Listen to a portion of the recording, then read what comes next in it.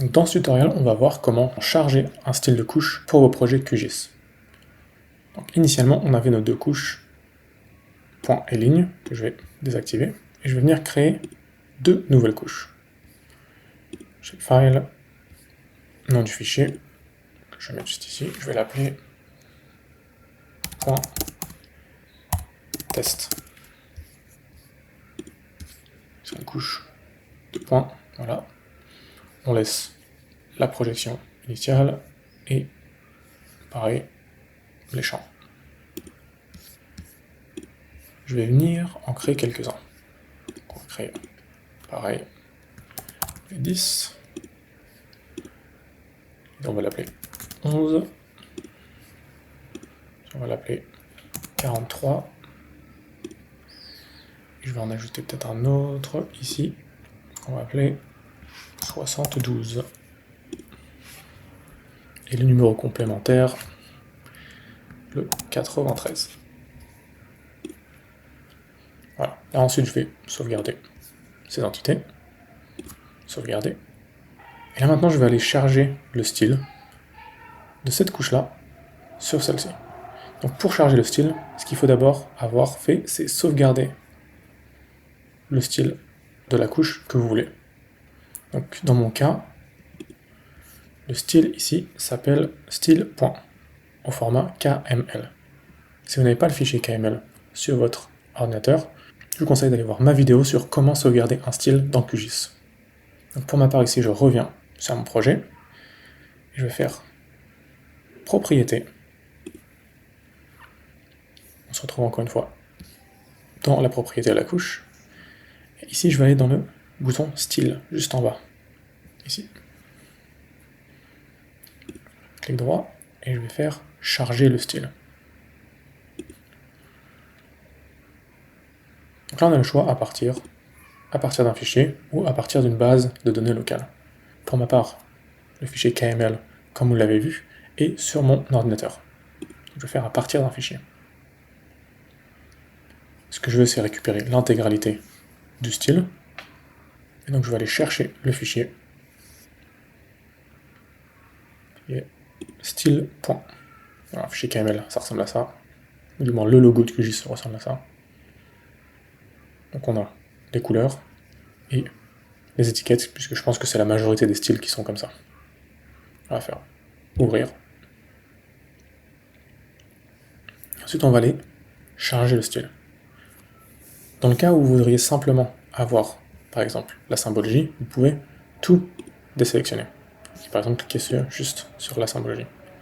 Pareil si vous voulez seulement les étiquettes. Peut-être que vous voulez simplement les relations. Ou si vous voulez un nombre limité comme les diagrammes, les infobules, les actions. Voilà, on peut seulement sélectionner ce qu'on veut. Moi ici, j'aimerais reprendre l'intégralité de mon style. Donc je vais faire tout sélectionner. Et ensuite, on va charger le style.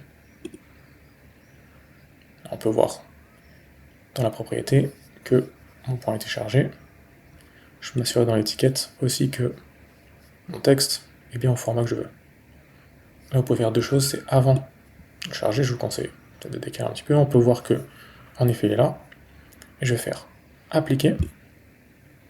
Appliquer, c'est dans le cas où le style n'est pas encore appliqué. Vous pouvez faire un test en voyant si en effet le style s'applique à nos entités. Et ensuite, on va pouvoir faire OK pour valider notre style. Et on peut voir en effet que le style est bien complémentaire. On peut voir on a 1, 2, 3, comme ça, et on a nos autres numéros qui sont bien aussi. Et là maintenant, ce que je vais faire, c'est créer une couche ligne pour aller chercher le style de la couche ligne qu'on a précédemment créée. Couche, créer une couche, shapefile, ligne, test.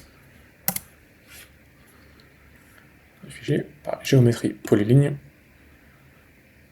Et j'avais créé, il me semble, format texte, longueur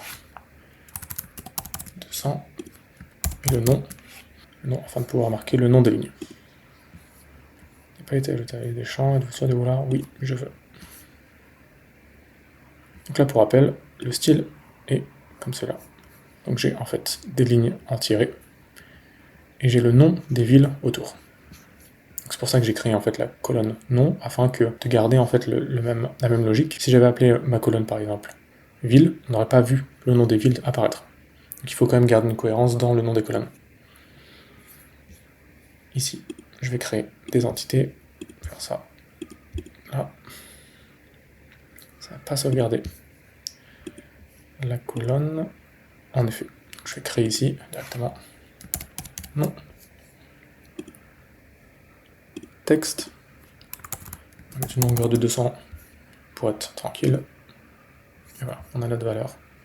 On a notre colonne nom qui est créée. On va fermer tout ça. Et on revient à notre création. Donc 10, 93. On va appeler cette ville Marseille. 93, 11. Alors, Bordeaux. 11, 72. On va avoir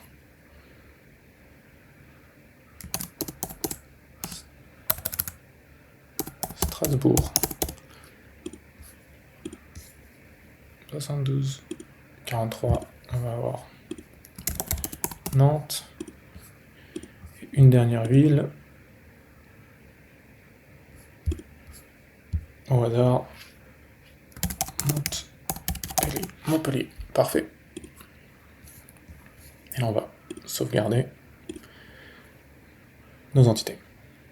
Maintenant, je vais enlever les points. Maintenant, pour rappel, ce qu'on veut, c'est reprendre le style de cette couche-là pour l'appliquer à notre couche ici. Pour ça, on va aller sur notre couche, clic droit, propriété. On peut voir que c'est directement accessible depuis ici, donc style, charger le style. Pareil, moi c'est depuis un fichier en local, donc depuis mon ordinateur.